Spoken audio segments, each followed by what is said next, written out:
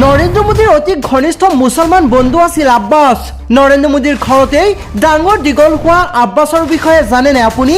আব্বাছে নামাজ পঢ়িছিল নৰেন্দ্ৰ মোদীৰ ঘৰতেই। ভাৰতৰ প্ৰধানমন্ত্ৰী নৰেন্দ্ৰ মোদীৰ শৈশৱৰ ঘনিষ্ঠ বন্ধু এইগৰাকী আব্বাছ। আব্বাছৰ পিতৃ আৰু নৰেন্দ্ৰ মোদীৰ পিতৃ আছিল অতি ঘনিষ্ঠ বন্ধু।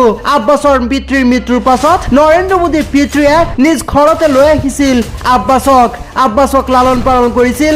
লগতে নৰেন্দ্ৰ মোদীৰ মাতৃ হীৰাবেন মোদীয়ে আব্বাছক নিজ পুত্ৰৰ দৰে চাবলৈ আৰম্ভ কৰিছিল। আৰু এক প্ৰকাৰে ক'বলৈ গ'লে আব্বাছ নৰেন্দ্ৰ মোদীৰ ঘৰতে ডাঙৰ দীঘল হৈছিল। নৰেন্দ্ৰ মোদীৰ ভাতৃ পংকজ মোদীৰ সহপাঠী আছিল এইগৰাকী আব্বাছ গুজৰাট চৰকাৰৰ খাদ্য আৰু যোগান বিভাগত দ্বিতীয় শ্ৰেণীৰ চৰকাৰী কৰ্মচাৰী হিচাপে চাকৰি কৰিছিল। কেইবাবছৰ পূৰ্বে আব্বাছে অৱসৰ গ্ৰহণ কৰিছিল। বৰ্তমান তেওঁ অষ্ট্ৰেলিয়াত থাকে। তেওঁৰ সৰু পুত্ৰ আৰু পৰিয়ালৰ সৈতে অষ্ট্ৰেলিয়াত থাকিও নৰেন্দ্ৰ মোদীৰ সৈতে যোগাযোগ অব্যাহত ৰাখিছে আজিলৈকে। অৰ্থাৎ শৈশৱৰ বন্ধুক পাহৰিব পৰা নাই নৰেন্দ্ৰ মোদীয়ে। 2022 চনত এবাৰ নৰেন্দ্ৰ মোদীয়ে উল্লেখ কৰিছিল, আব্বাছ আমাৰ পৰিয়ালৰ এজন সদস্য আছিল।